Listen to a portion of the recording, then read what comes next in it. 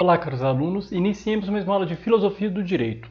Como nós vimos na aula anterior, o pensamento de São Tomás de Aquino, ele representou uma grande mudança nos posicionamentos filosóficos e jurídicos, que durante muitos séculos era influenciado por Santo Agostinho, ou seja, era um pensamento agostiniano. Houve um forte debate intelectual a respeito das posições tomistas. Então, vários teólogos e pensadores da igreja, eles acabaram tomando partido das suas ideias, mas houve também outros que insistiram nas visões agostinianas, reafirmando-as, né? Então nós vimos que para Santo Agostinho, ao falarmos de direito, de justiça, há uma certa desconfiança muito grande na capacidade do ser humano em realizar o que é justo. Então, Santo Agostinho se baseia naquela ideia do pecado original. A sociedade ela é vista pelos olhos de sua imperfeição, pela marca desse pecado. Então Adão e Eva pecou, nós somos marca, nós temos uma marca indelével desse pecado, por isso nós não conseguimos fazer a justiça. Dessa maneira, numa visão bem extrema, toda justiça acabaria sendo encerrada em Deus. E aí a gente viu também o foco que ele dava para a ideia de graça, a graça de Deus. Somente pela graça de Deus que a justiça acontece. Já para São Tomás de Aquino, é possível a gente agir com justiça na terra, na medida de uma inclinação da natureza. Por quê? Porque a natureza ela é obra de Deus. Então, nesse sentido, a gente não estaria contrariando os preceitos da revelação. O pensamento tomista ele é mais moderado que o agostiniano, como nós vimos, admitindo, inclusive, o trabalho da justiça na vida social, etc. Logo após São Tomás de Aquino, por razões variadas no seio da própria igreja, vai se destacar um movimento de reação ao seu pensamento. O maior abalo contra o pensamento de São Tomás de Aquino foi empreendido pela Reforma Protestante. Não vou entrar aqui no mérito da história da Reforma Protestante, que a gente já conhece um pouco disso, né? A gente só sabe, só para ressaltar aqui, a gente sabe que esse movimento que foi a Reforma Protestante que se opôs à doutrina da Igreja Católica, ele vai gerar um movimento de resposta da própria Igreja, que seria a Contra-Reforma, né? Mas antes disso, um grupo de pensadores vai se destacar no sentido de afastar São Tomás de Aquino desse cenário, né? E também afastar Aristóteles, porque a gente viu que São Tomás de Aquino ele vai cristianizar Aristóteles, né?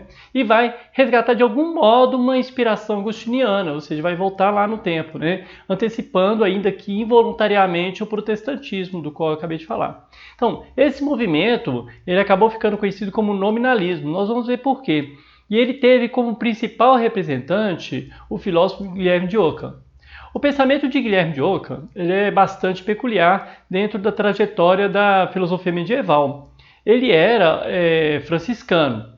Então, os franciscanos eles tiveram um embate com a Igreja Católica naquele momento. Vou explicar por quê. É uma ordem católica, tudo bem, mas eles tiveram um problema, porque a ordem franciscana ela pregava e buscava viver na pobreza como um guia de conduta, assim por diante, inspirados em São Francisco de Assis, né?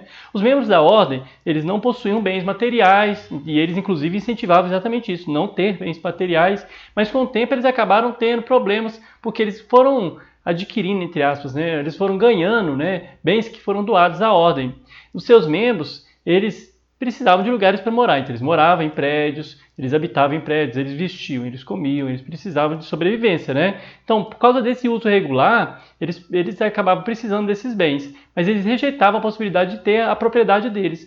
E a igreja, então, teria que ter a propriedade desses bens e eles só usufruto, como se diz, né? Então a solução que se chegou seria que com o crescimento da ordem, após a morte de São Francisco, os franciscanos eles teriam o uso dos bens, mas não a sua propriedade, né? Então a propriedade pertenceria à igreja, que era controlada pelos papas. Mas a igreja tentava de qualquer forma forçá-los a abdicarem do voto de pobreza para tornar-se proprietários desses bens e não apenas usuários, né? Tipo assim, vocês estão usando, então vocês que são os usuários. Eles não queriam exatamente para poder não entrar em conflito com o que eles pregavam, da pobreza e tal. Então nesse conflito, a cúpula dos franciscanos passou a se valer do apoio do imperador, o Luís de Baviera, que também estava em conflito com a igreja, um conflito aberto por causa da insistência do Papa em subordinar o poder imperial, que seria um poder secular, ao poder do Papa, né, ao poder espiritual.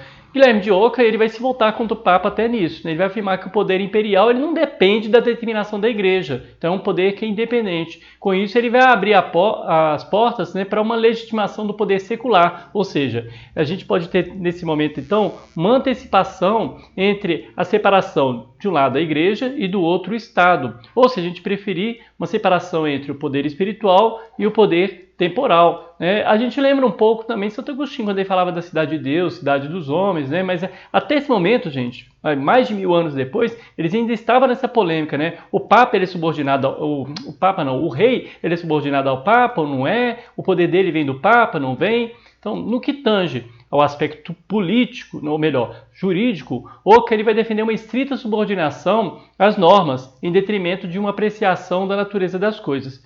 Os contratos eles se estabeleceriam não por causa da justiça ou do seu resultado, mas sim porque eles emanam de contratantes que se obrigam ao vínculo empenhado. O que significa isso? Olha, se eu tenho um contrato, tem duas partes, ambas estão em comum acordo com aquele resultado ou com aquele contrato, né?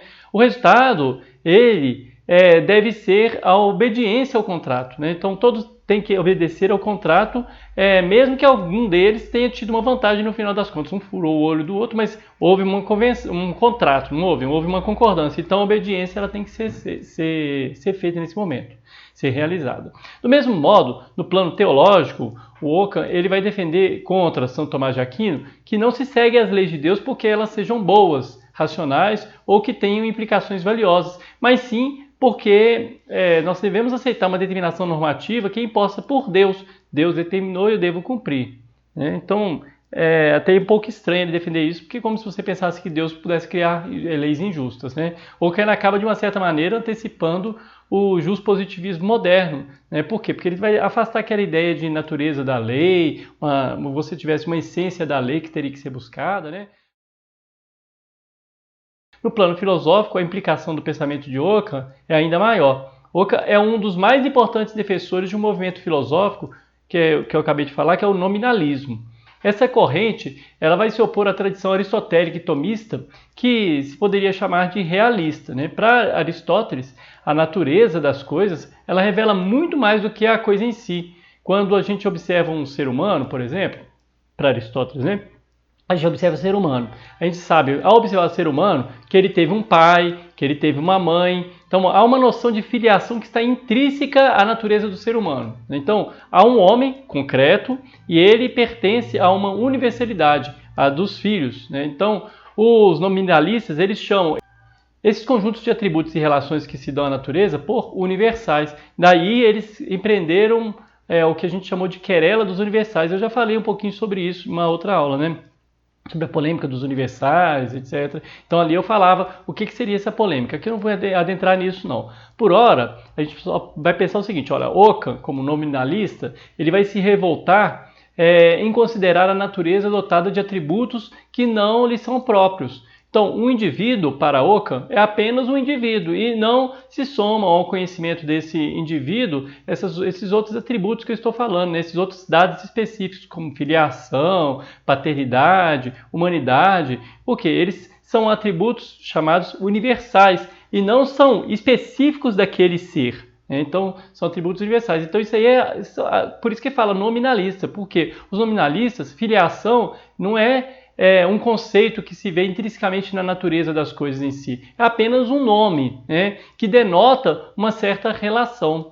Então, nesse sentido, nominalista é só apenas um nome. Você não tem uma coisa que está inserida na própria natureza da coisa, né? A natureza do ser humano, você já embute nela ali vários atributos, etc. Não, ele fala, isso é só um nome. Dessa maneira, os valores, os atributos espirituais, as propriedades relacionais, elas passam a ser consideradas pelo nominalismo como excessos filosóficos. Eles não têm uma realidade, né? Como se pensasse uma realidade em si, uma realidade própria, ao contrário do que pregavam, por exemplo, São Tomás de Aquino, Aristóteles, que, pautados na natureza das coisas, eles insistiam em um certo realismo das noções metafísicas. Olha, para a tradição tomista e aristotélica, havia uma realidade, um conceito universal, como, por exemplo, de filiação, como eu disse. Então, nesse momento, né, a análise dos seres e das coisas existentes revelaria então para Oca não uma série de relações, qualidades e conjuntos que a gente possa atribuir aos seres, mas apenas a própria coisa em si. Então o indivíduo ele não é um indivíduo com mais uma série de atributos relacionais, como a filiação, que eles são próprios, né? É apenas um indivíduo. Então o eixo do mundo, ao invés da relação entre as coisas e os indivíduos, passa a se situar apenas na própria individualidade, como a própria palavra indivíduo, né, fica forte nesse momento, ou seja, a própria individualidade como uma unidade do ser. Então, o resultado da filosofia nominalista de Oca é esvaziar a natureza como medida do direito e do justo, como era nos gregos em Tomás de Aquino, né? Ao tratar das coisas em si, resta para a análise de Oca apenas o indivíduo dado concretamente. Não sendo possível ver atributos ou relações na própria natureza das coisas, visto que tais atributos ou relações são meros nomes, como eu disse, né? Não sendo possível medir a justiça das relações e das situações, Oca, ele põe-se pioneiramente a sepultar o direito natural clássico, né? E a instituir como única via possível ao direito e à justiça a autoridade da norma. Dessa maneira, ele estabelece um elo longínquo com o justpositivismo contemporâneo, que a gente vai ver, né, vai se opor à corrente justnaturalista. Então, eu espero que tenha sido claro, é uma aula bem rápida, só para a gente falar um pouquinho sobre a filosofia de Guilherme de Oca e a sua relação com o direito. Até a próxima aula.